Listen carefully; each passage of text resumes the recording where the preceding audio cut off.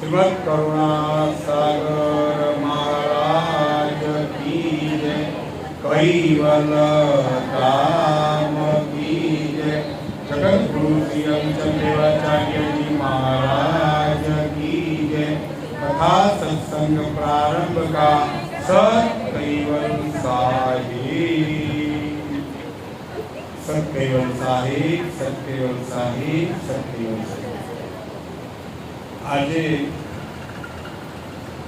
ખાસરા વિભાગના ગળતેશ્વર તાલુકાના કુણી ગામે કૈવલધામવાસી પટેલ દુરાભાઈ બાબરભાઈ ના કૈવલધામવાસ નિમિત્તે એમના પરિવારના શાંતાબેન, એમના દીકરા જતીનભાઈ, એમના ધર્મપત્ની રેખાબેન, એમનો દીકરો ઉર્વેશ અને દુરાવાની 5 દીકરીઓ કલ્પનાબેન, ભારતીબેન, પલ્લવીબેન, રશ્મિબેન અને વિલાસબેન, 5 દીકરીઓ તથા તમામ સગા સંબંધીઓ, ગામના ભક્તજનો બધાની ભાવનાથી આ લઘુનેમી પારાયણનું આયોજન થયું છે।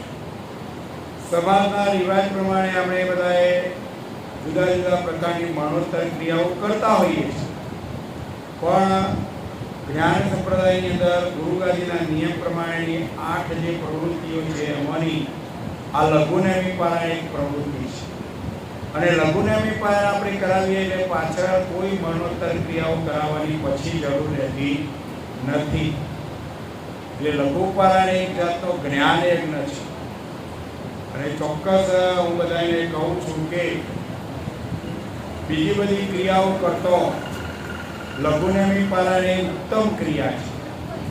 અને એમાં થતો ફાયદો તો આપણા જન્મ મરણનું દુઃખ, આ 84ના ચક્કરમાંથી મુક્ત થવાનો જો માર્ગ હોય તો આ લઘુનેમી પારાયણના માધ્યમથી આપણે સત્સંગ સાંભળીએ, 2 ટાઈમ ઉપાસના કરીએ, ભજન કરીએ, ધૂન કરીએ, આરતી કરીએ, પરમ ગુરુની પૂજા કરીએ, તન મન ધન બધું આપણે પરમ ગુરુને અર્પણ કરીએ તો ચોક્કસ આપણે જે કોઈ અર્પણ પરમ ગુરુને કરશું એ બધું કૈવલ કરતાને પહોંચે છે।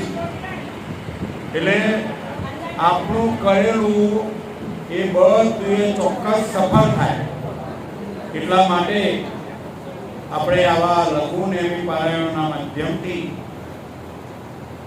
શું કરીએ તો આપણું મન, શું કરીએ તો આપણું જીવન સાર્થક બની જાય, આપણું મન સર્જના સાથે કાયમ માટે જોડાયેલું રહે, એવો એક રસ્તો આપણને પ્રાપ્ત થાય, સમજ પ્રાપ્ત થાય।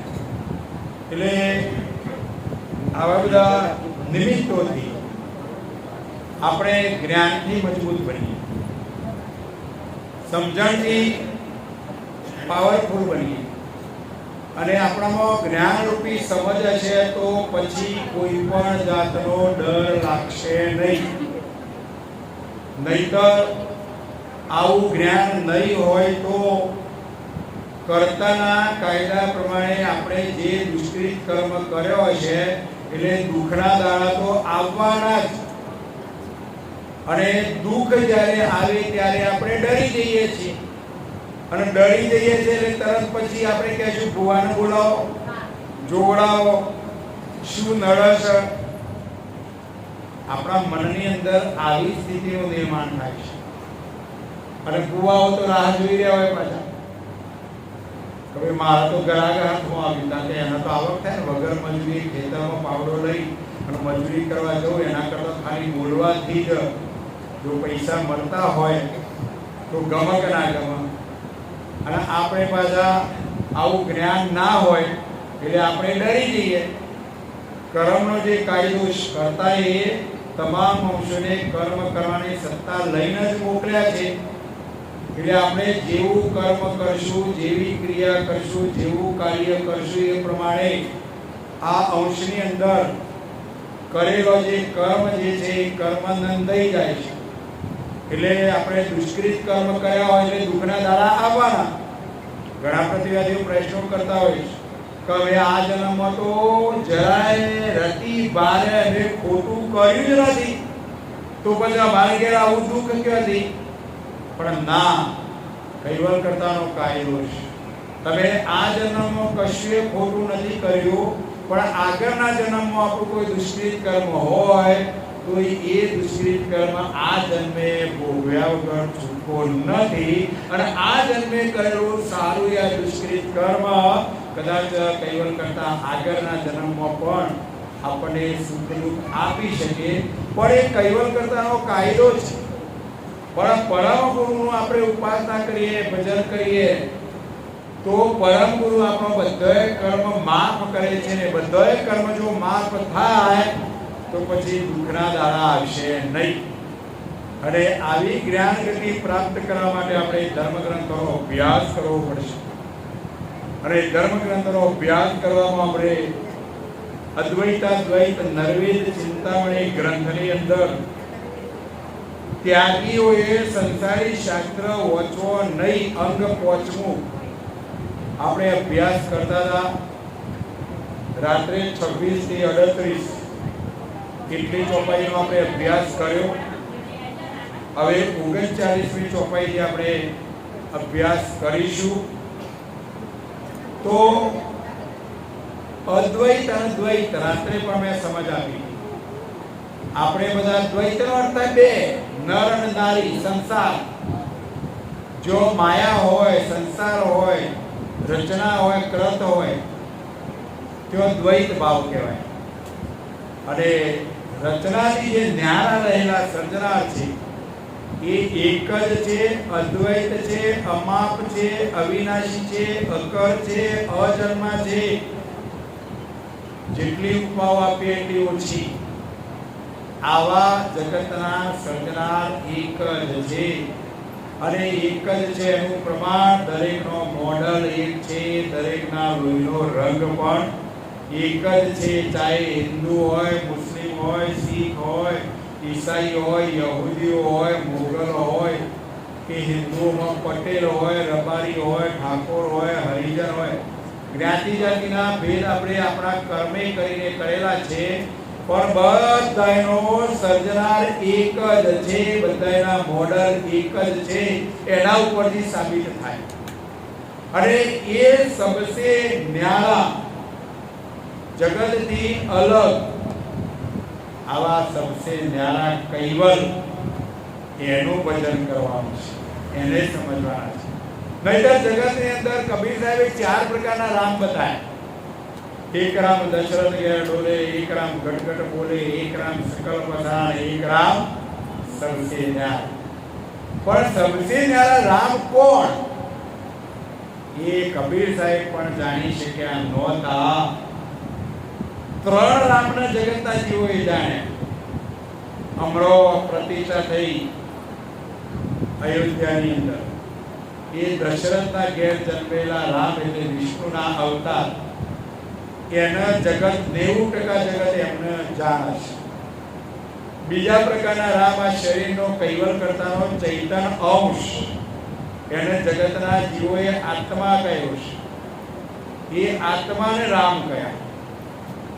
એટલે 2 રામને જગત જાણે છે. ત્રીજા પ્રકારના રામ જે બ્રહ્મજ્ઞાનીઓ, જે સર્વવ્યાપક સોહગ પ્રણવ રૂપ જે બ્રહ્મ છે, એ બ્રહ્મને સકલ પસારા રામ તરીકે જગતના જીવો જાણે છે. પણ કબીર સાહેબે કહ્યું એક રામ સબસે ન્યારા. પણ સબસે ન્યારા કબીર સાહેબે રામ કહ્યું, પણ સબસે ન્યારાનો અર્થ થાય કૈવલ. કૈવલનો અર્થ થાય સંધિ ચૂડી પાડો, કઈ વત્તા વર. વરનો અર્થ થાય આવરણ, માયા, સંસાર, રચના. જેને કોઈ પણ જાતનું આવરણ લાગ્યું હોય એનું વર કહેવાય. કઈનો અર્થ એવો થાય કોઈ પણ જાતનો સર્જનારને વર લાગેલો નથી, આવરણ લાગેલું નથી. રચનાથી એ ન્યારા છે, જગતથી ન્યારા છે, અને રચનાની અંદર રચયિતા હોય જ નહીં. રચનાની અંદર આવવાની ઈચ્છા હોવા છતાંય આવી શકે નહીં. એટલે પરમ ગુરુએ ખરા સર્જનાનું ભજન કરવા માટે સર્જનાને અંગીકૃત થતી વિશેષતા, જેને કૈવલ કહેવાય. સતનો અર્થ શાશ્વત, અવિનાશી, અજરા, અમર, કાયમ. એનો સત શબ્દનો અર્થ એવો છે. અને કૈવલ શબ્દનો અર્થ થાય જગતથી ન્યારા, વળથી રહી. અને સાહેબનો અર્થ થાય આવી જેની કક્ષા હોય, આવા જે સાહેબ હોય, આવા જે આપણા બધાએ કરતો ઊંચી કક્ષાના અધિકારી હોય એને આપણે સાહેબ કહીએ છીએ. એટલે પરમ ગુરુએ સર્જનાનું ભજન કરવા માટે આપણને સત, કૈવલ, સાહેબ આમ આપણને દેખાય નામ, પણ જે વિશેષતા છે એનો પદારો નાશ થતો નથી. શરીરનો નાશ થાય પણ જે વિશેષતા લાગી હોય એનો નાશ થતો નથી. એટલે સત, કૈવલ, સાહેબ એ કોઈનું નામ નથી, કોઈ રૂપ નથી, કોઈ ગુરુ નથી, કોઈ ગાત નથી, પણ સત, કૈવલ, સાહેબ એ સર્જનાને અંગીકૃત થતી વિશેષતા છે. ટૂંકમાં આ બધું જાણવું એ જરૂરી છે. જાણશું તો માનશું, અને માનશું તો જ માલિકને ઓળખીશું, અને સર્જનાની ઓળખાણ થશે તો એનું ભજન થશે, અને એનું ભજન થશે તો જ આ જન્મ મરણના બંધનમાંથી મુક્ત થવાશે, અખંડ સુખ પ્રાપ્ત થશે. એટલે આપણે રાતે વાત કરતા હતા એ પ્રમાણે ત્યાગીઓએ જે કોઈ શાસ્ત્રો, પુરાણો જે કોઈ બનાવેલું છે એનો અભ્યાસ કરશો તો આ બ્રહ્મજાળમાંથી મુક્ત થવાશે નહીં. કારણ કે જેને શાસ્ત્રો, પુરાણો રચ્યો છે એ વરવાળા છે, આવરણવાળા છે, સંસારી છે. ત્યાગી હોવા છતાં સંસારમાં છે, રચનામાં છે. એટલે એમના બનાવેલા શાસ્ત્રોનો અભ્યાસ કરવાથી જન્મ મરણના બંધનમાંથી મુક્ત થવાશે નહીં.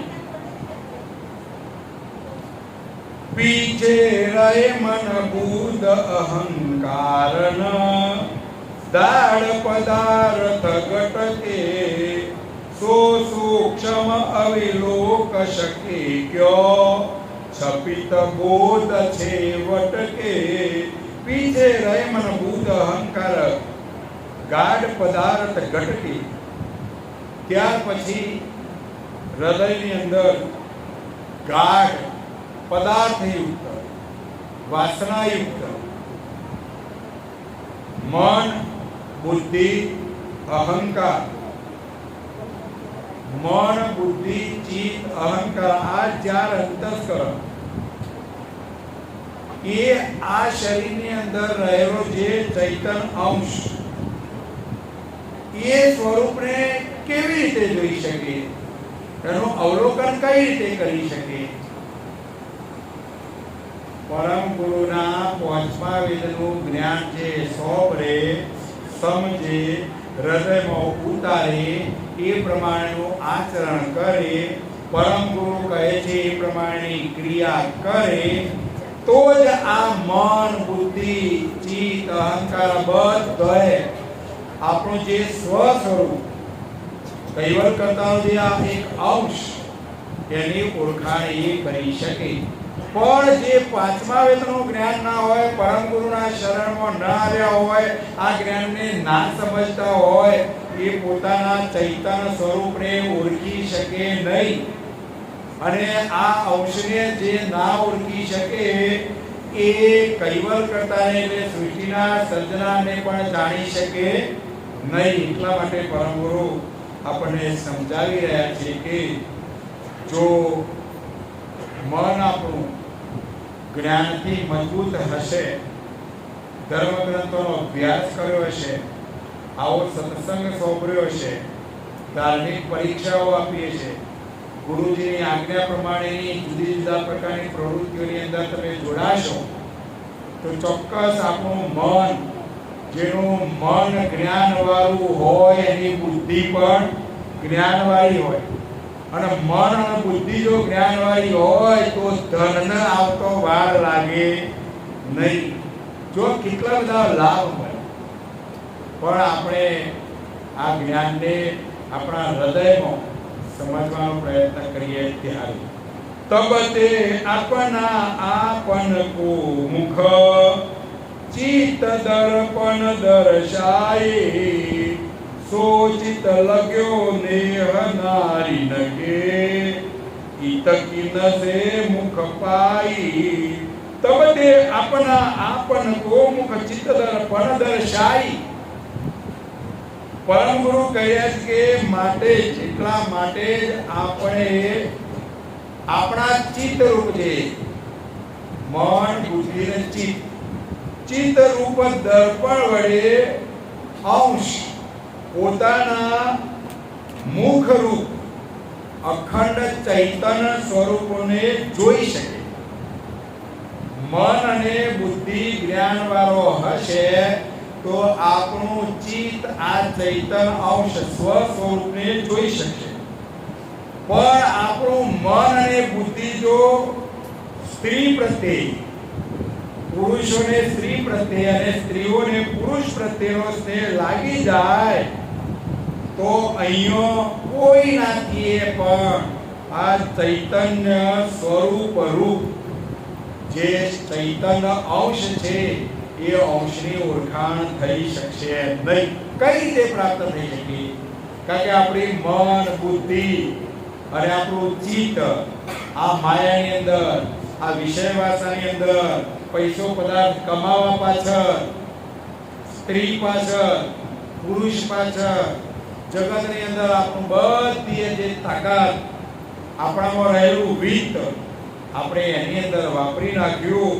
એટલે પરમ ગુરુ કહી રહ્યા છે કે આપણું ચૈતન્ય સ્વરૂપ, આપણું જે સ્વ સ્વરૂપ, જે અંશ સ્વરૂપ એને જગતના જીવો ઓળખી શક્યા નહીં.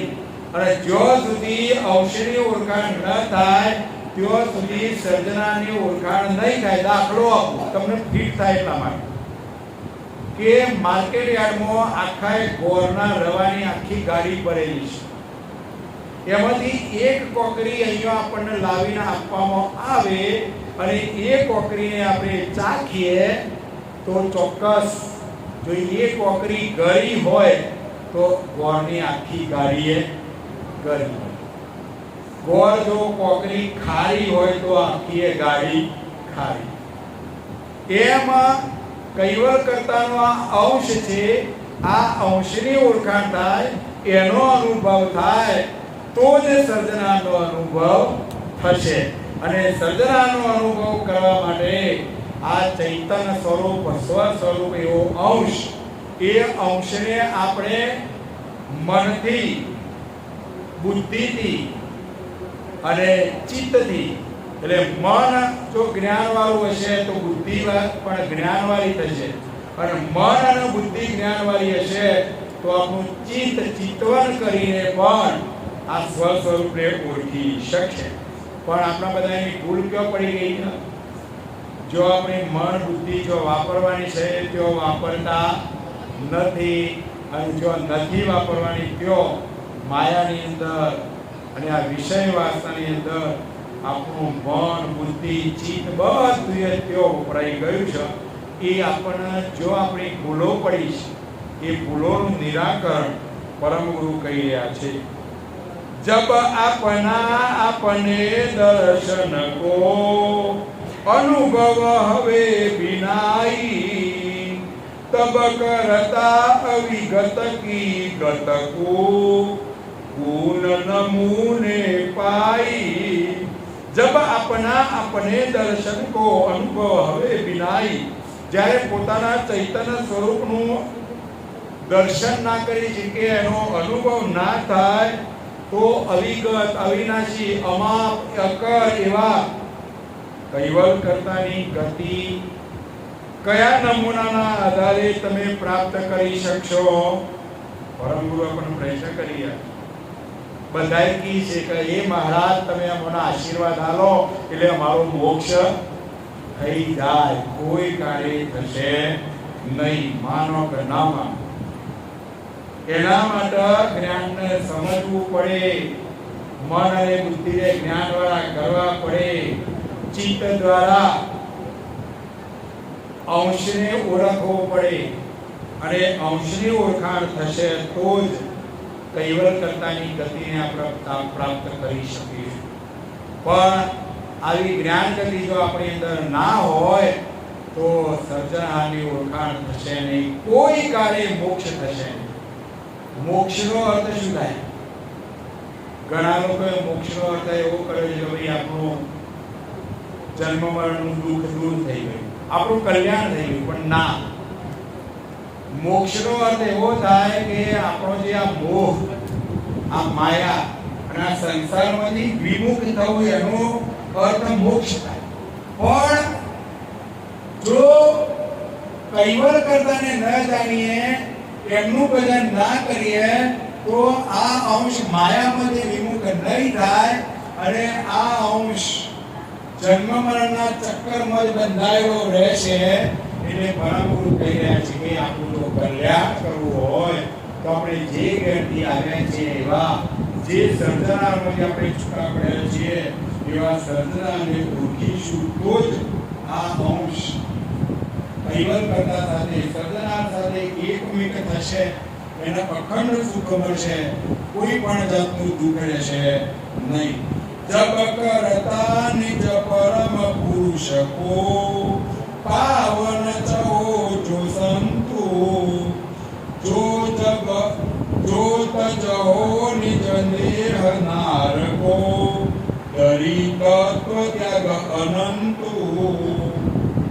જપ કરતા નિજ પરમ પુરુષ કો પાવન ચહો જો સંતો. પરમ ગુરુ કહી રહ્યા છે કે હે સંત પુરુષો, પરમ પુરુષ રૂપ ખુદ કૈવલ કરતાને પ્રાપ્ત કરવાની તમને જો ચાહના હોય, ભાવ હોય, તો સ્ત્રી પ્રત્યેનો ભાવ ત્યજવો પડશે, ઓછો કરવો પડશે, અને તત્વવાળા ઘાટોથી રહિત થઈને કૈવલ કરતા સાથે આપણી દ્રષ્ટિ જોડવી પડશે.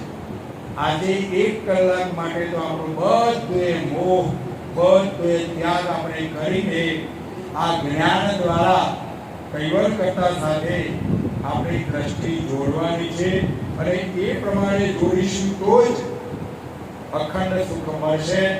બાકી ગમે તેટલા પ્રયત્નો કરશો તો પણ ઘણા બધા શું કરતા હોય છે, ભાઈ ભજન કીર્તન કરતા હોય, બીજા દેવી દેવતાઓ ઈશ્વરી અવતારોનું ભજન કરતા હોય, પણ ભજન કીર્તન કરશું તો આપણને મનની અંદર આનંદ પ્રાપ્ત થશે, આપણું એક સુકૃત કર્મ બનશે, અને એનું ફળ વૈભવી સુખ મળશે. વૈભવી સુખ કોને કહેવાય?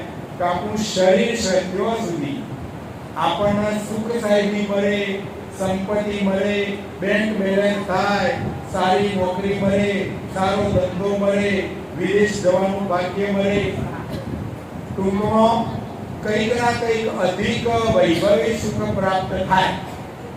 પણ જે ઘેરથી આવ્યા છે એ ઘર, એ કૈવલ કરતાનું સુખ પ્રાપ્ત થશે નહીં.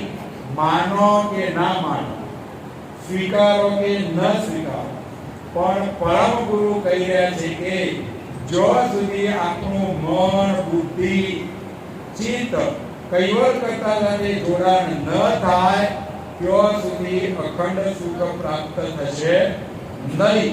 એટલે આપણા માયાવી જે કઈ ક્રિયાઓ છે, જે કઈ માયાવી આપણને આવરણ લાગેલો છે, એનો પરમ ગુરુ છે કે થોડો ઘણો ત્યાગ ધારણ કરો, કઈક અંશે એમાંથી વિમુખ થવાનો પ્રયત્ન કરશું તો જ આપણું મન કરતા સાથે જોડાશે.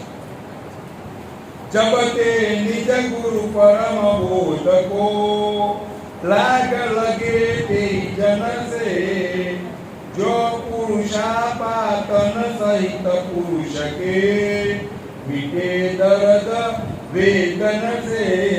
तब ते निज गुरु परम बोध को लाग लगे ते जन से.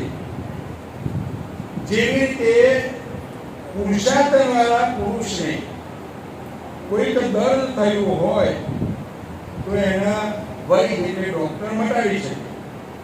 એવી જ રીતે પરમ ગુરુનો જે ઉપદેશ ગ્રહણ કરશે એનું જ આ જન્મ મરણનું દુઃખ દૂર થશે. આપણને અહીંયા કોઈ રોગ લાગ્યો હોય તો અહીંનો જે ડોક્ટર છે એ દવા કરે તો એ રોગ મટે, પણ આપણું જન્મ મરણનું જે દુઃખ છે એ જે રોગ છે એ વૈદ રૂપ એવા પરમ ગુરુ સિવાય બીજા કોઈનાથી એ રોગ મટે એવો નથી. એટલે સમજણના કર્મમાં આવો, પરમ ગુરુનું શરણ સ્વીકારો, પરમ ગુરુના વચનો સાંભળો અને એ પ્રમાણે આચરણ કરશું તો જ જન્મ મરણનો રોગ આપણો મટશે, એમાંથી મુક્ત થવાશે, અખંડ સુખ મળશે. નારસનેહ લગાવત ન રચિત પવિતવ ભંગ વૈરાગો ઉપલે બેખ બજાવત ભવહિત પુરિત નાર અનુરાગો. નાર સ્નેહ લગાવત નરચિત ભવિતવ ભંગ વૈરાગો.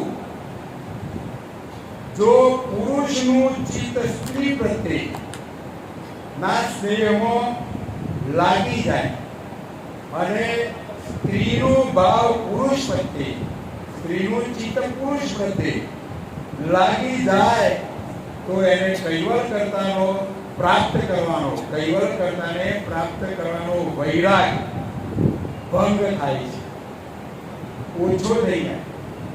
એટલે હું બધાને કહું છું કે 50-60 થઈ ગયો એમને તો વિષય વાસના સુખ સાહિત્ય બધું એ ભોગવી દીધું છે, તો હવે એમાંથી આપણો ભાવ ઓછો કરીને કૈવલ કરતા સાથે આપણું મન જોડવાનો પ્રયત્ન કરીશું તો જ અખંડ સુખ મળશે. એટલે પરમ ગુરુ કહી રહ્યા છે કે કેવા પૂરતા જગતના હિતાર્થે ઉપલક રીતે વેગ ભજવી બતાવનારા આ જગતની અંદર કેટલાય મહાપુરુષો, આચાર્યો, ધર્માચાર્યો, ઋષિઓ, પંડિતો, બાવાઓ આ બધાએ આપણને એમની ક્રિયાઓથી આપણને દેખાતા હોય તો ભેદ ધારણ કર્યો છે, પણ અંદર તો પાછો એમનો ભાવ સ્ત્રીઓ પ્રત્યે હોય, વ્યસનો પ્રત્યે હોય, મોસ મદિરા કરતા હોય છે. એટલે પરમ ગુરુ આપણને જ્ઞાનથી મજબૂત કરવા માટે અને માયામાં આવેલા, ક્રતમાં આવેલા, રચનામાં આવેલા જે કોઈ વેગધારીઓ છે એમનું ભજન કરવાથી કે એમને યાદ કરવાથી કોઈ કાર્ય જન્મ મરણનું દુઃખ દૂર થશે નહીં. મન ક્રમ વચન વેદ વિતકે અજ નિરખિત નિજ કન્યાઈ દરિત મોતીનું કુંઠ પલાયિત જીનું જુગ જશ અન્યાયી. મન કર્મ વચન વેદ વિતકે અજ નિરખિત નિજ કન્યાઈ. મન વચન અને કર્મથી વેદના વિતનો પ્રકાશ કરનાર બ્રહ્મા, આખા જગત બ્રહ્મા જાણે છે, બ્રહ્માંડ બધાએ ઓળખે, પણ આવા બ્રહ્માને પણ મોહ પેદા થયો અને મોહ પેદા થયો અને એમાં પાછો એક કન્યા ઉપર, શાસ્ત્રોમાં તો કોઈ જગ્યાએ એવું લખ્યું છે કે એમની દીકરી ઉપર જ એમનો મોહ પેદા થયો. એક કન્યા ઉપર, અહીંયા પરમ ગુરુ કહે છે કે પોતાની કન્યા ઉપર એમનો મોહ પેદા થયો અને મોહ પેદા થયો એટલે એ કન્યાની પાછળ બ્રહ્મા દોડ્યા. જો સ્ત્રી મોહ કેવું કરે છે કે મોટા દેવોને પણ છોડ્યા નથી અને આવું અન્યાયી વર્તન હોવાના કારણે જ બ્રહ્માનું પૂજન થતું નથી. જગતની અંદર તમને બ્રહ્માનું મંદિર જોવા મળશે નહીં. એ જ રીતે આ જગતની અંદર પણ આવી વાસના વાળા જે કોઈ પુરુષો કે સ્ત્રીઓ હોય એમનું આ સાંસારિક વિભાગમાં આપણા સમાજની અંદર એમનું કોઈ માન સન્માન હોતું નથી. પરંતુ આપણે દ્રષ્ટાંત આપી સમજાવું એટલે આપણું મન હા માલિકે આપણને આહાર, નિદ્રા, ભય, મૈથુન 4 પ્રકારની ક્રિયાઓ આપી છે અને ક્રિયાઓ પ્રમાણે આપણે આચરણ કરવાનું છે. પણ એની પાછળ ગોળા નહીં થઈ જવાનું. કહેવાનો ભાવ વિવેકથી આપણે આ ક્રિયાઓને ચોક્કસ કૈવલ કરતા આપણને સુખ સાહેબી માટે, મનના આનંદ માટે, વૈભવ માટે આ 4 પ્રકારની ક્રિયાઓ આપેલી છે. પણ એને વિવેકથી એનો ઉપયોગ કરીએ તો જ આપણે આપણા સમાજની અંદર, આપણા કુટુંબની અંદર, આપણા પરિવારની અંદર આપણે સંસ્કારી કહેવાશું. પણ ભોગ વિલાસની અંદર જો ગોળા થઈ જઈશું તો સંસારની અંદર, કુટુંબની અંદર, ગામની અંદર, પરિવારની અંદર કોઈ જગ્યાએ એનું માન સન્માન રહેશે નહીં. પરમ ગુરુ આપણને દ્રષ્ટાંત આપીને સમજાવીશું અને આવું મૂળમાં બનેલું છે. એટલે આ રચનાની અંદર મોટા દેવો પણ માયાથી વિમુખ રહ્યા નથી. તબ તેને ન કરી નારસે જીનું મિલન કીરતારું જો બીજગ અંકુરન કે મુખ કંચિત કટે નકારું. તબ તેને ન કરી નારસે જીનું મિલન કીરતારું. પરમ ગુરુ કહી રહ્યા છે કે જેને કૈવલ કર્તાને પ્રાપ્ત કરવા હોય તેને સ્ત્રી પ્રત્યેનો મોહ ત્યજવો પડશે, છૂટકો જ નથી. જેમ દ્રષ્ટાંત આપ્યું કે કોઈ અંકુર હોય, કોઈ બીજ હોય, આપણે ખેતરમાં વાવીએ છીએ પણ એ બીજનો જો અંકુર જરાય તૂટી જાય તો એ બીજ ઉગતું નથી, કશું પાકતું નથી. એવી જ રીતના એ બીજ ખંડિત થયું કહેવાય. એવી જ રીતના આ અંશ માયામાં આવી અને ભોગ વિલાસમાં આ અંશ ખંડિત થઈ ગયો છે. અને ખંડિત થયેલો અંશ કોઈ કાળે કૈવલ કરતાને પ્રાપ્ત થઈ શકતો નથી. એટલે ભલે આપણે અત્યારે ખંડિત થયા છીએ પણ જ્ઞાનથી, સમજથી આપણે પાછા કૈવલ કરતા સાથે દ્રષ્ટિ જોડીશું તો ચોક્કસ આ અંશ કરતા સાથે એકમેક થઈ શકશે. તેઈ ન કરે ઉદ્ભવ અવનીતલ વંચિત પડે કસરઈ તે બીજગ કે ફલ કી આશ નહીં બિન તરુ કિએ પસરઈ. તેઈ ન કરે ઉદ્ભવ અવનીતલ કંચિત પડે કસરઈ. પરમ ગુરુ કહી રહ્યા છે કે જે અંકુર ખંડિત થયું એ કોઈ દાડો ઉગે નહીં, ઉગે નહીં તો એને ફળ પણ આવે નહીં. એ જ પ્રમાણે આપણે પણ માયાની અંદર રહીને આ અંશ જેટલો ખંડિત રહેશે, માયામાં મશગુલ રહેશે, ત્યાં સુધી એને કર્તા પદ પ્રાપ્ત થશે નહીં, અખંડ સુખ મળશે નહીં. માયામાંથી વિમુખ બનવાનું છે, ખંડિત થયા છે તો શુદ્ધ બનવાનું છે અને કૈવલ કર્તાનું ભજન કરશું તો જ અખંડ સુખ રૂપ ફળ પ્રાપ્ત થઈ શકે. પણ જો સુધી આપણે માયામાં ખંડિત રહેશું, મેલા રહેશું, માયાના મય રહેશું ત્યાં સુધી કર્તા પદ પ્રાપ્ત થશે નહીં, કર્તાનું ધામ પ્રાપ્ત થશે નહીં. અને કર્તાનું ધામ પ્રાપ્ત ન થાય ત્યાં સુધી જન્મ્યા જીવ્યા ને મર્યા. માં નવી, માં નવી. પરમ ગુરુ કીધે તું માનવી છે એમાંથી તને માં નવ બનાવવા માટે આવ્યું. એટલે જો સુધી આપણે માયામાં છીએ ત્યાં સુધી માં નવી. માયાનું આવરણ છે એટલે આ અંશ આ જન્મ મરણના બંધનમાંથી મુક્ત ન થાય એટલે એને નવી માં કો તો જેલમાં જવું પડે, કો તો દેવયોનીમાં જવું પડે, કો તો માનવ ગર્ભમાં પાછા આવવું પડે, આ જન્મ મરણના ચક્કરમાં ભમ્યા જ કરવું પડે. એટલે પરમ ગુરુ કહે છે હે અંશ તું મારા ચરણમાં આવીશ તો તું માં નવી છે એમાંથી તને હું માં નવ કૈવલ્યકર્તાના ધામમાં જે ગયો એને ફરીથી આ ઉપાધિઓમાં ઘાટની અંદર આ દુઃખ રૂપ સંસારની અંદર એને ફરીથી આવવું પડતું નથી. અખંડ સુખ, નયું સુખ, સુખ અને સુખ જ મેળવવું હોય તો ચોક્કસ કૈવલ્યકર્તાનું ભજન કરવું જ પડશે, છૂટકો નથી. એટલે માયામાંથી વિમુખ ન થાય એને કરતા પદ પ્રાપ્ત કરવાની આશા રાખી શકાય નહીં. તેહી પર કારણ આપનું આપ કર, ઈચ્છ ઉદિત અંકુરઈ, જિનકે મુખ નિજ સુરત સમોહિત, નાર લગિત ભય ચુરઈ.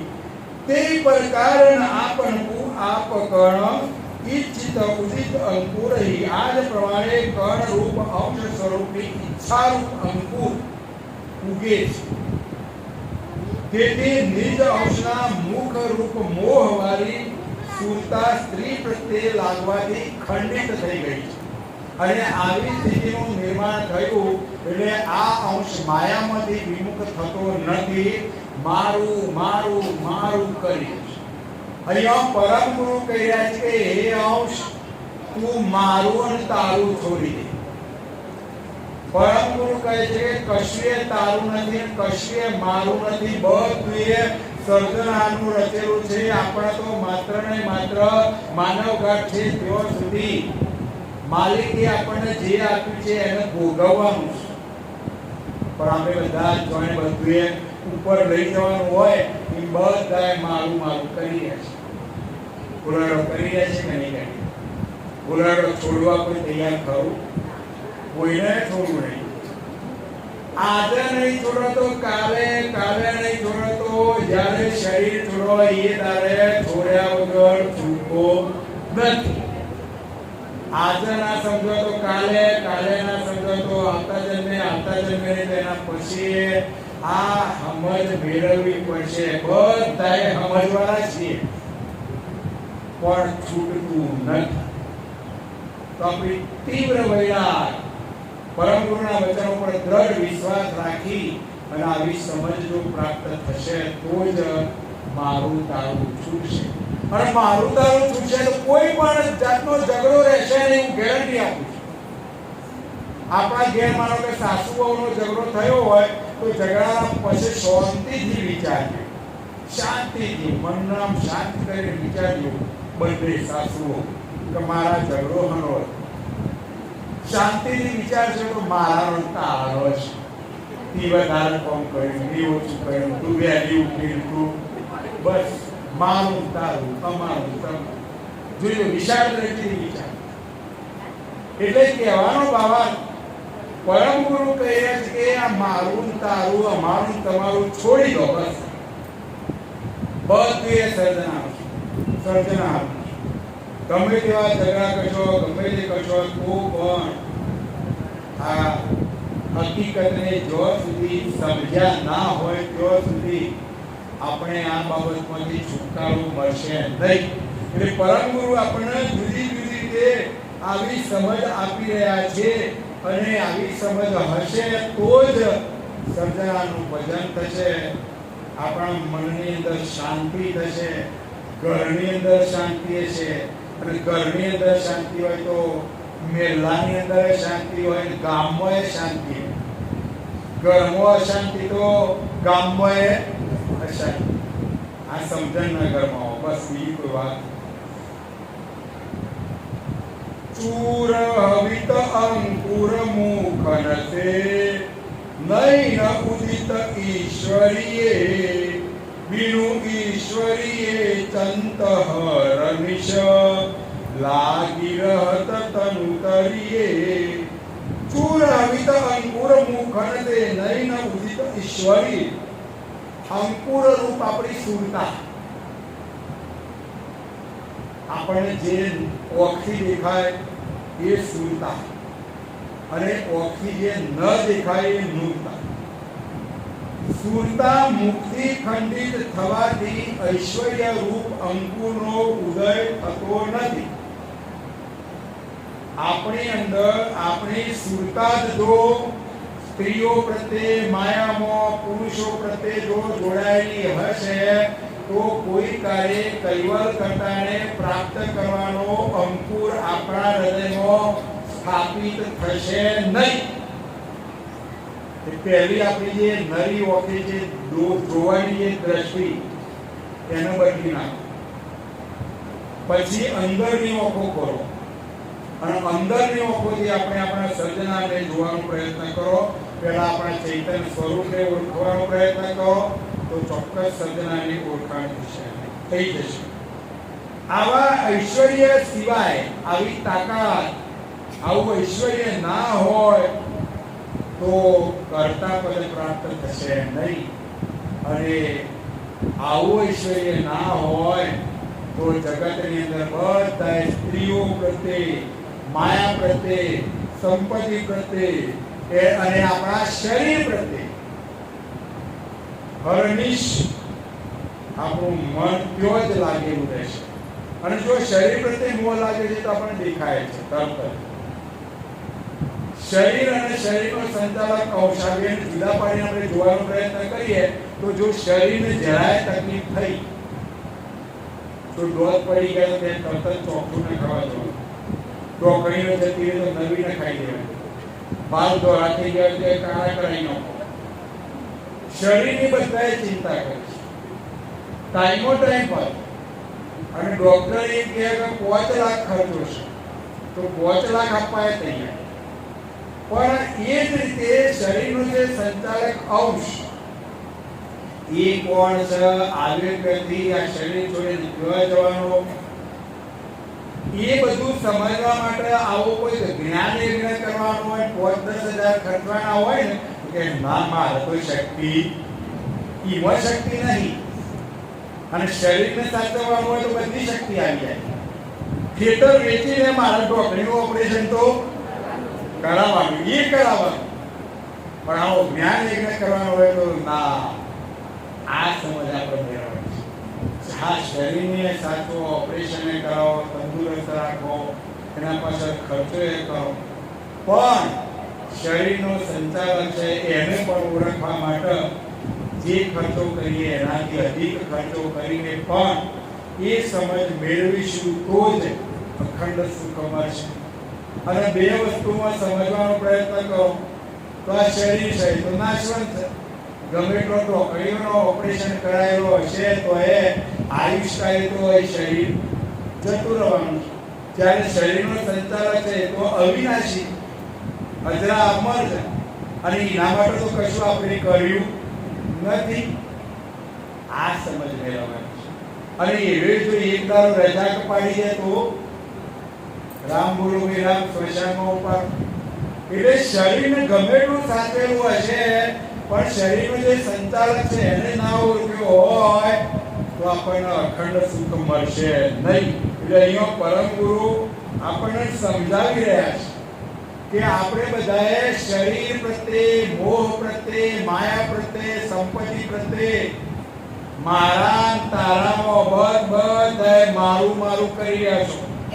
એમાંથી પરમ ગુરુ કહે છે કે વિમુખ થવું અને કૈવલ કરતા પ્રત્યે જો આપણો ભાવ હશે તો જ સર્જનાનું ધામ પ્રાપ્ત થશે. નહીતર કોઈ કાર્ય અખંડ સુખ મળશે નહીં. તબ તે સતગુરુ શરણ આઈ ગયા, કાજ કિયો ધરત જઈ, જીનું છટકા ઇત દરિત ત્યાગ તન, તદ પિતાય ક્યો ભજઈ. તબ તે સતગુરુ શરણ આઈ ગયા, કાજ કિયો ધરત જઈ. પરમ ગુરુ કહે છે કે એટલા જ માટે સંસારનો ત્યાગ કરવો, મોહ માયા પ્રત્યેનો ભાવ ઓછો કરીને સમર્થ પરમ ગુરુના શરણમાં આવવું. પણ જગતના જીવો પરમ ગુરુના શરણે આવ્યા હોવા છતાંય પરમ ગુરુ કહી રહ્યા છે તમે એવું કયું શ્રેષ્ઠ કાર્ય કર્યું, આ રચનામાં આવ્યા પછી તમે એવું કાર્ય કેવું શ્રેષ્ઠ કર્યું કે જેના કારણે તમને આ બંધન મરણના બંધનમાંથી મુક્ત થયા. જે સ્ત્રીનો ત્યાગ કરીને તમે વૈરાગ ધારણ કર્યો, પરમ ગુરુ આપણને પ્રશ્ન પૂછ્યા તો તમે પરમ ગુરુના શરણમાં તો આવ્યા, પણ શરણમાં આવ્યા પછી તમે એવું કેવું કાર્ય કર્યું? સ્ત્રીનો ત્યાગ કર્યો, માયાપતિનો ભાવ ઓછો કર્યો, સંપત્તિમાં આપણને જે ભાવ છે એમાંથી કંઈક ઓછું કર્યું કે ના કર્યું? પરમ ગુરુ આપણને પૂછીએ કે પરમ ગુરુના શરણમાં આવ્યા છે એમને તો અંતરભાવથી, મનથી તો આ બધું છૂટક ના છૂટક. આપણે કદાચ બાહ્ય દ્રષ્ટિથી કશું ના છૂટક.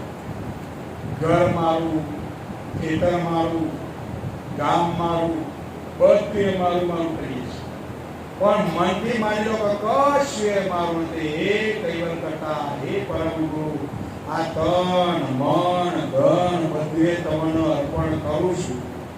એના બદલામાં તમે મને જ્ઞાન આપો, અને જ્ઞાન આપશો તો મને વૈરાગ પેદા થશે, મોહ માયા ઓછી થશે, અને વૈરાગ પેદા થશે તો જ હું તમારું ભજન કરીશ. આવું મગાય કે ના મગાય? બસ આટલું કરવાનું.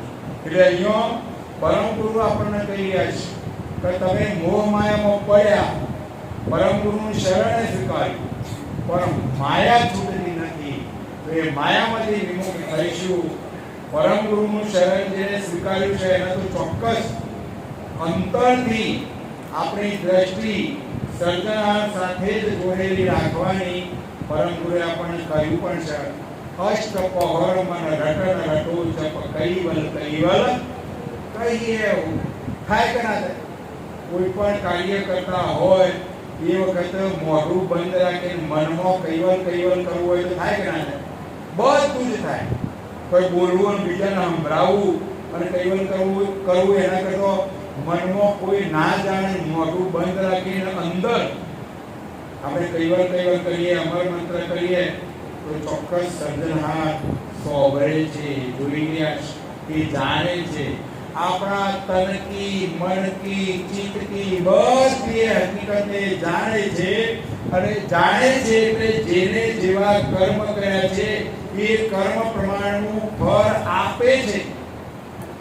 એવું ના માનતા કે ભાઈ આપણે જે કર્યું છે બધું નિષ્ફળ જવાનું.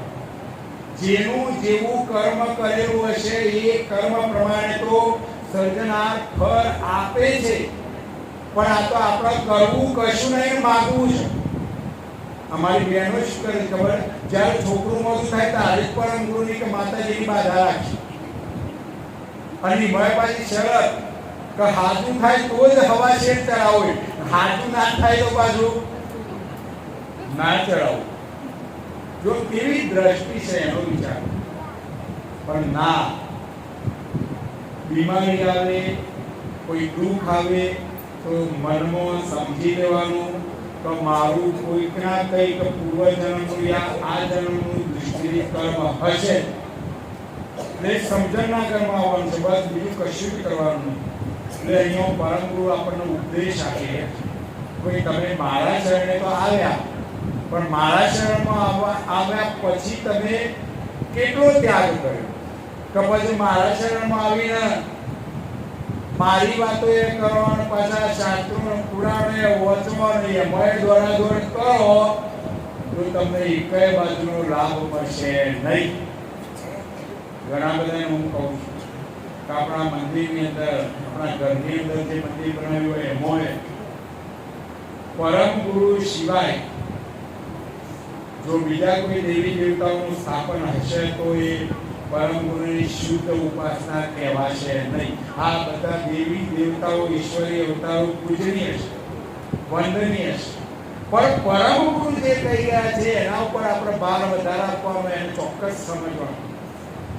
જે પરમ ગુરુના શરણમાં નથી આવ્યા અને જે કઈ ઉપાસના પૂજા કરે છે એ બધી ખોટી નથી, પૂજનીય છે, વંદનીય છે. જે કશું નથી કરતા એના માટે એ જરૂરી છે, પણ આગળ ચાલો, અભ્યાસ કરો અને વેદો શાસ્ત્રો પુરાણોનો અભ્યાસ કર્યા પછી પાંચમા વેદનો અભ્યાસ કરો. અને પાંચમા વેદનો અભ્યાસ કરશું તો ચાર વેદોની અંદર બ્રહ્માએ જે નૈતિક પોકારી હતી કે આગળ કંઈક છે પણ મને સૂઝ પડતી નથી, એ સૂઝ પરમ ગુરુ બતાવી રહ્યા છે. કબીર સાહેબે કહ્યું કે સબસે ન્યારા રામ પડે. રામ કોણ?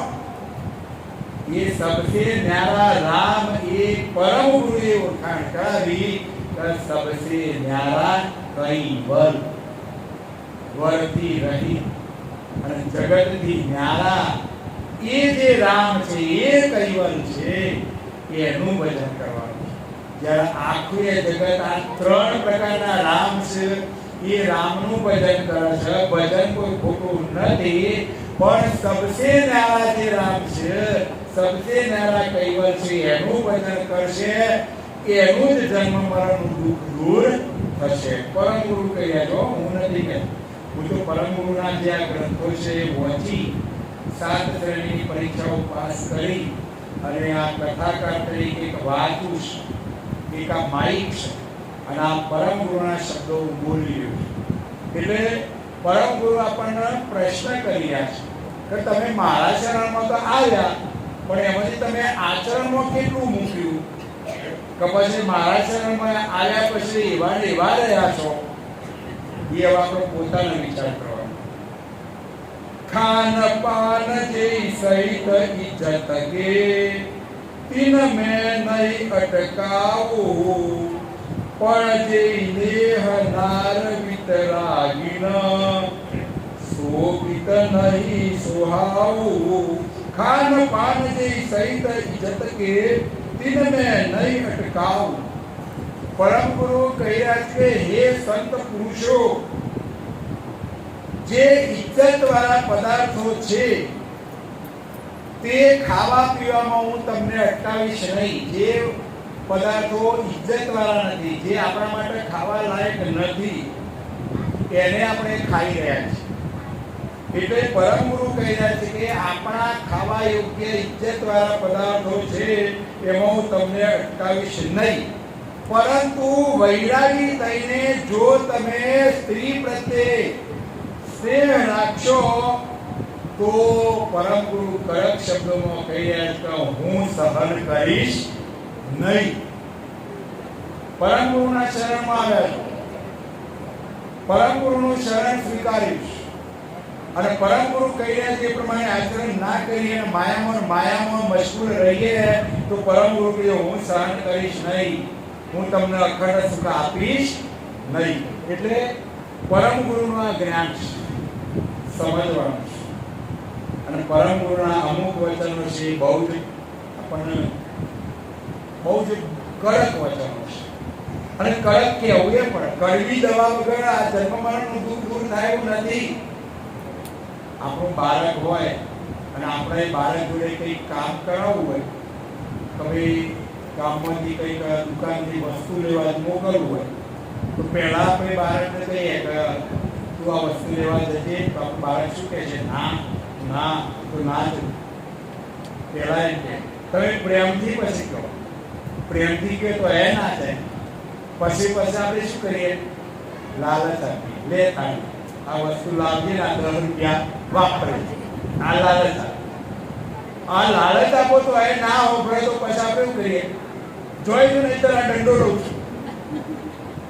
બધા રસ્તા આપણે અપનાવીએ છીએ. એમ પરમ ગુરુ પણ પહેલા આપણને પ્રેમથી સમજાવે છે, પછી લાલચ પણ આપે છે અને છેવટે દંડો પણ લીધેલો છે. એ સમજણના ઘરમાં એ બધું આપણા માટે છે. જે કંઈ કરશે એ જ પામશે, જે ખાય એ જ ધરાય, જે પાણી પીવે એની જ તરસ છીપાય.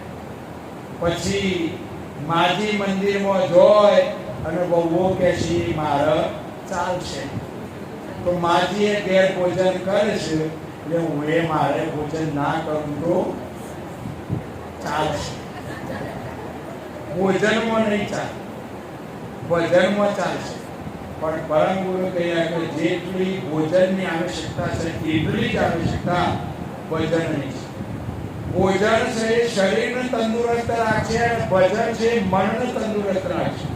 એટલે બંને વસ્તુની એટલી જ જરૂરિયાત છે. એટલે મનને મનાવી લો, મનને સમજાવી લો અને એ પ્રમાણેની ક્રિયા આપણે કરશું તો જ સર્જનાનું ધામ પ્રાપ્ત થશે. છેલ્લી એક ચોપાઈ નાર સ્નેહ ખોટ ત્રિયે ધન કી પાવન કરતા પખણતે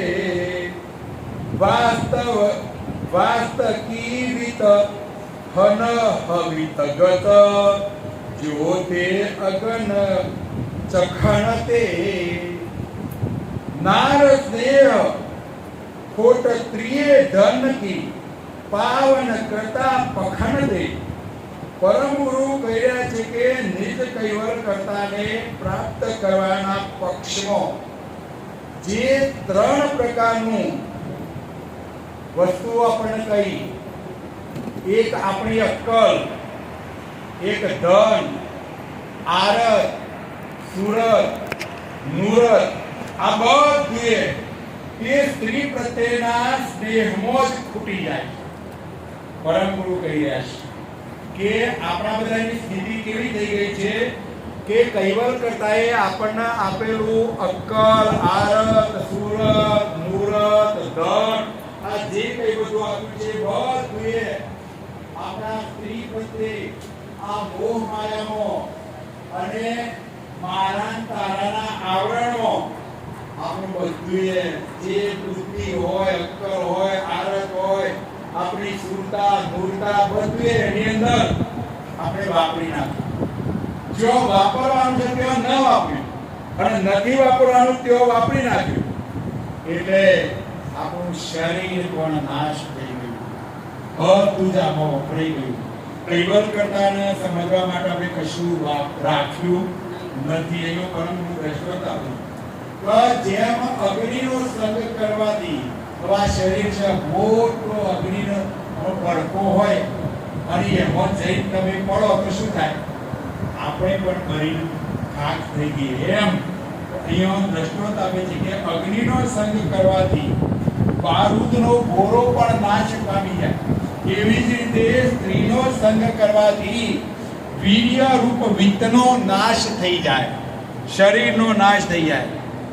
અને આગળ અભ્યાસ આવશે અને આવા જ છે નર નિર્માલ્ય હવિત હિસાબ કો અંગ છઠ્ઠું. એટલે છઠ્ઠા અંગની અંદર પરમ ગુરુ કહી રહ્યા છે કે આ નર નિર્માલ્ય કેમ બની ગયું, આપણું શરીર જે છે નિર્માલ્ય કેમ થઈ ગયું, એ થવા પાછળનું કારણ શું? તો આપણી અક્કલ, આરત, સુરત, નૂરત જે કઈ છે બધું આપણે માયામાં વાપરી નાખ્યું, મારું તારું કરવામાં વાપરી નાખ્યું. જે સંપત્તિ આપણી સાથે નથી આવવાની એના પાછળ વાપર્યું, જે સાથે આવવાનું છે, જો અખંડ સુખ મળવાનું છે, જો વાપરવાની આપણી અક્કલ, આરત, સુરત, નૂરત જો વાપરવાનું હતું જો વાપર્યું નહીં, એના કારણે આ શરીર આપણું નિર્માલ્ય બની ગયું. અને શરીર નિર્માલ્ય બની ગયું એટલે આયુષ્ય નાશ પામે છે. પણ આપણે અક્કલ, આરત, સુરત, નૂરત જે કઈ સર્જનાને આપેલી સંપત્તિ છે એને કૈવલ કરતાને પ્રાપ્ત કરવા માટે જ વાપરવાની. અને આપણે પરમ ગુરુના દર્શન કરશું, આરતી કરશું, ઉપાસના કરીશું, નૈવેદ્ય ચડાવશું, તન મન ધન જે કંઈ અર્પણ કરશું એ બધું કૈવલ કરતાને પહોંચે છે. અને કૈવલ કરતાને પહોંચે છે પ્રમાણ તમને બતાવી દઉં કે સુરપુરા ગામ અને રૂપિયાપુરા ગામ, મેં આગળ પણ તમને એક વખત દ્રષ્ટાંત કહ્યું કે સુરપુરા ગામની અંદર પરમ ગુરુની હયાતીમાં મંદિર બનાવવાનું. સુરપુરા ગામના ભક્તોએ મંદિર બનાવવાનું નક્કી કર્યું. પરમ ગુરુ હયાત હતા. પરમ ગુરુ રૂપિયાપુરા ગામની અંદર જ્ઞાનનો પ્રચાર કરી રહ્યા હતા. રૂપિયાપુરા ગામની અંદર આવો કથા સત્સંગનો કાર્યક્રમ પૂર્ણ થયા પછી પરમ ગુરુને જમ્યા પછી આરામના રૂમમાં લઈ ગયા. પરમ ગુરુ બધી હકીકત જાણતા હતા. સુરપુરાના ભક્તો એમને લેવા માટે આવ્યા, પણ રૂપિયાપુરાના ભક્તો કે ના, પરમ ગુરુની હયાતીમાં તો મંદિર બની શકે જ નહીં. એટલે આ પકડ આવી ગઈ. એટલે સુરપુરાના ભક્તો કે ના, અમે તો મંદિર બનાવ્યું છે એટલે પ્રતિષ્ઠા કરવાના જ. 12:39 નો સમય થયો. અહીંયા સુરકુવાની અંદર પરમ ગુરુની પ્રતિષ્ઠામાં 100 નદીઓનો જલ ચડાવવામાં આવ્યો. અબીલ, કંકુર, ગુલાલ, ચોખા, ફૂલહાર આ બધું ચડાવવામાં આવ્યું. સુરકુવા મંદિરની અંદર પરમ ગુરુને જે ચડાવવામાં આવ્યું બધું એ પરમ ગુરુ રૂપિયાપુરામાં હયાત હતા તેઓ બધું પહોંચી ગયું. 3 વાગે ગામના ભક્તોએ જ્યારે રૂમનો ખોલ્યો ત્યારે એક ભક્ત કહે છે, અરે અહીંયા તો પાણી છે. બીજો કહે છે, આ તો કલરવાળું પાણી છે, લાલ પાણી છે. પેલો કે અહીંયા તો ફૂલહાર પણ પાણીમાં તરે છે. તાણે બધાને લાઈટ થઈ કે સુરકુવાની અંદર પરમ ગુરુની જે કોઈ પ્રતિષ્ઠા થઈ અને જે કંઈ અર્પણ કરવામાં આવ્યું એ બધું એ રૂપિયાપુરાની અંદર ફક્ત બેના વચ્ચે અંતર 8 કિલોમીટર અને બધું પહોંચી ગયું. પરમ ગુરુ સર્વજ્ઞતા બધું જાણતા હતા, પણ વિશ્વબ્રહ્મ વિદ્વાનનિધિ ગ્રંથની અંદર કૈવલ કરતા કહી ગયા છે કે મેં મોકલેલું આ જે સ્વરૂપ છે હું તો કૃતની અંદર આવી શકું નહીં, રચના રચયતા રચનાની અંદર આવી શકે નહીં.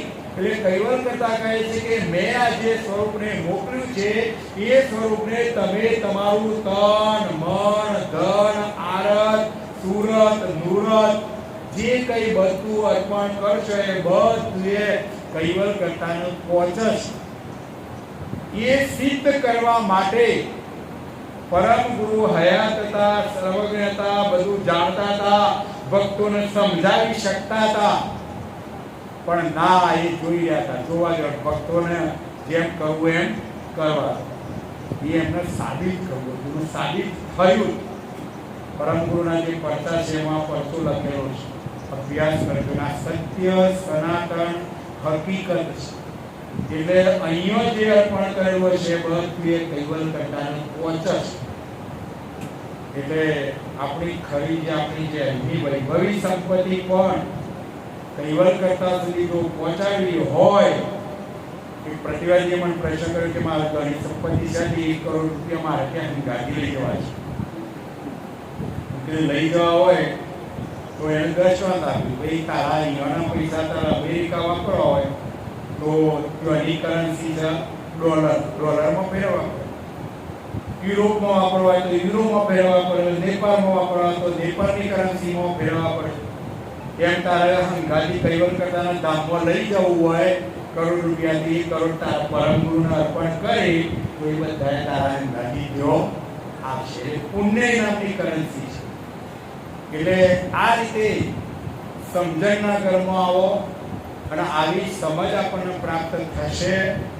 અને જેમ જેમ સમજ પ્રાપ્ત થશે એમ આપણી દ્રષ્ટિ, આપણી સુરતા, આપણી નૂરતા અને આપણી બુદ્ધિ, અક્કલ આ બધી સર્જનાર સાથે જોડી દેશો તો અખંડ સુખ મળશે. કોઈ પણ જાતનું દુઃખ રહેશે નહીં. એટલે આવું અખંડ સુખ મેળવવા માટે જ આવા લઘુનેમી પારાયણનું આયોજન આપણા શાંતાબા, જતીનભાઈ, રેખાબેન અને આખા પરિવારની, એમાં એમની 5 દીકરીઓ કલ્પનાબેન, ભારતીબેન, પલ્લવીબેન, રશ્મિબેન અને વિલાસબેન, એમનો જતીનભાઈનો દીકરો પૂર્વેશ, તમામ સગા સંબંધીઓની ભાવનાથી આજે આ જે કોઈ આયોજન થયું એનું સંપૂર્ણ ફળ એ આપણા દુરાભાઈ, બાબરભાઈ, એમનો આખો પરિવાર, એ પરિવારને એનું ફળ મળશે. અને હું પરમ ગુરુને પ્રાર્થના કરું કે દુરાબાનો અંશ એ તો હું પારાયણ કરવા આવેલો એટલે એમને નજર જોયેલા. આગળ મેં કેટલાય પારાયણો કરેલા છે. એટલે આવા અંશને પરમ ગુરુ કૈવલ કરતાના ધામમાં લઈ જાય, એમને અખંડ સુખ આપે, કાયમ માટેની શાંતિ આપે અને આખા પરિવારને પરમ ગુરુ સુખી રાખે, સમૃદ્ધ રાખે એવી પ્રાર્થના સાથે સત કૈવલ સાહેબ, સત કૈવલ સાહેબ, સત કૈવલ સાહેબ.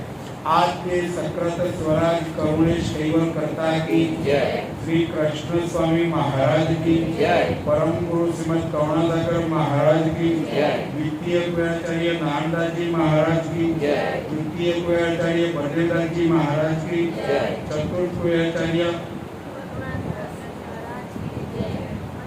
पंचम कुलाचार्य प्रयागराज जी महाराज की षष्ठम कुलाचार्य शीतलदास जी महाराज की सप्तम कुलाचार्य जगत गुरु श्री अविचल देवाचार्य जी महाराज की श्री सब संतन की श्री सब देवन की श्री ज्ञान संप्रदाय की श्री गुरुगाजी सारसापुरी की श्री कैवल धाम की श्री कथा सत्संग गुणावती का सत कैवल साहिब।